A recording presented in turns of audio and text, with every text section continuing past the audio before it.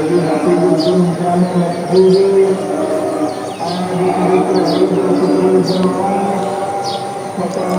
মুবারক, ঈদ মুবারক, ঈদ মুবারক। সকলকে ঈদ উল ফিতরের শুভেচ্ছা। ঈদ মুবারক।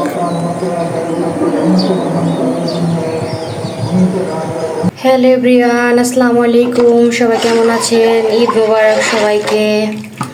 এই যে আমি এখানে দুধ জাল দিতেছি, একটু লাচ্ছা আর একটু ময়দার সেমাই রান্না করবো। এই জন্য এই যে ময়দার সেমাইগুলো বানাইছিলাম না কলের, ওই ময়দার সেমাই একটু ভাইজা নিব, হালকা টেলে নিব আর কি। আমি এখন অল্পই রান্না করব, কারণ আমি আমার শ্বশুর বাড়িতে চলে যাব সকাল আর একটু ফসল হলেই। এটা রান্না করতেছি আপনাদের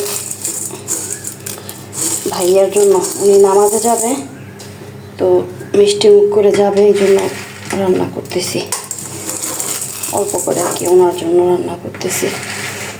আর বাকিটা আমার শ্বশুর বাড়িতে গিয়ে ওইখানে রান্না করব।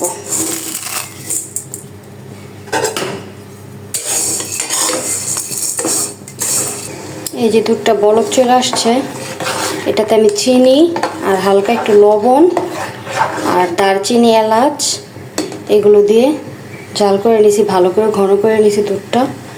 এখন হচ্ছে গিয়ে আমি নারকেল দিয়ে দিব।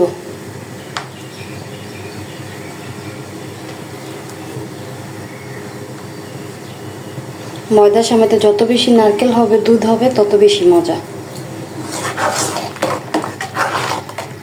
টমেটো হালকা লালচা আর কি, অত ভাজা না, হালকা ভাজা দিয়ে রাখছি।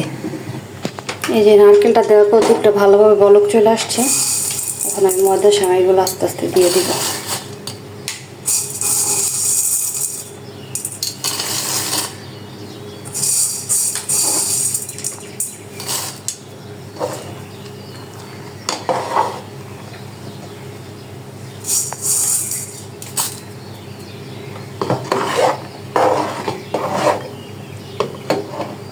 চামচের এটা গরম হয়ে গেছে,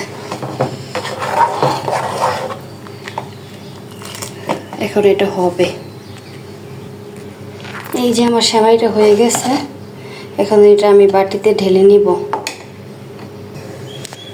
এখন হচ্ছে গিয়ে আমি যে পিঠাগুলো বানাইছিলাম ওগুলা ভেজে নিব কয়েকটাকে আপনাদের ভাইয়ার জন্য।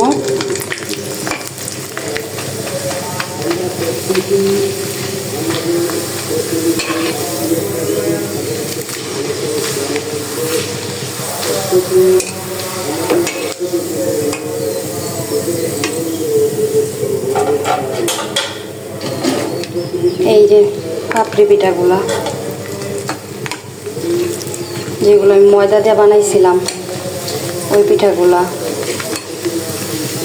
কত সুন্দর ফুইলা সুন্দর হচ্ছে।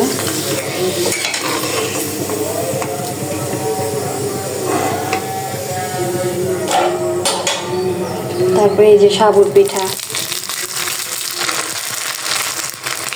মাশাআল্লাহ মাশাআল্লাহ, দেখছেন কত সুন্দর হয়েছে। এই যে আমার এখানে 3 পদের পিঠা, সাবুর পিঠা, ঝুরি পিঠা, পাপড়ি পিঠা, এগুলো সব আমি ভেজে নিয়ে আসলাম।